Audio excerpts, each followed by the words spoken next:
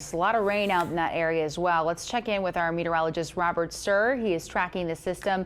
Obviously, we've been talking about this throughout the newscast, but it is a severe day, Robert.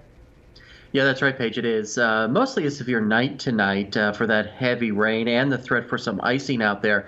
In fact, I want to jump right into it. I'll show you our severe night graphic that we have here. You can see there, rain will be heavy at times. Also watching for some spotty freezing rain, better chances in the higher elevations, especially in Madison and Newton County. And it'll be quite windy with those winds gusting to around 30 miles an hour. Tomorrow will be an impact day. We've got some leftover light rain for the morning hours. Everything should be over by lunch at the absolute latest, just left behind with some breezy conditions. But because of all this rain that we're having, watch for rising streams and creeks. Don't ever drive through a flooded road, folks.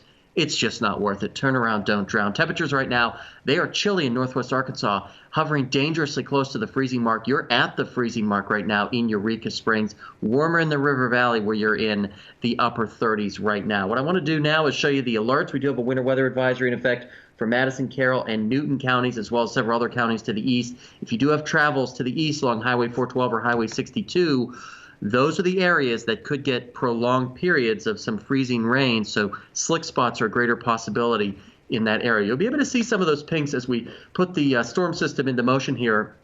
Lots of pinks there as the system quickly moves off toward the north and the east, so that by tomorrow morning we still have some lighter showers over northwest Arkansas and the River Valley. But really, the bulk of the precipitation has moved well off into central Missouri as well as Illinois. Then the system continues to press off, so that by tomorrow afternoon we are left with some stubborn cloud cover. In terms of how much rain could fall with this system, quite a bit to go still. A good around an inch across northwest Arkansas to an inch and a half across portions of the River Valley. That's why we're concerned about rising streams and creeks. That's why we have a flash flood watch that's in effect for about the next 5.5 hours or so till midnight tonight. You're going to ring in the new year, and that flash flood watch will come to an end across the River Valley tonight. So lows tonight will hover around the freezing mark across northwest Arkansas, in the mid-30s across the River Valley.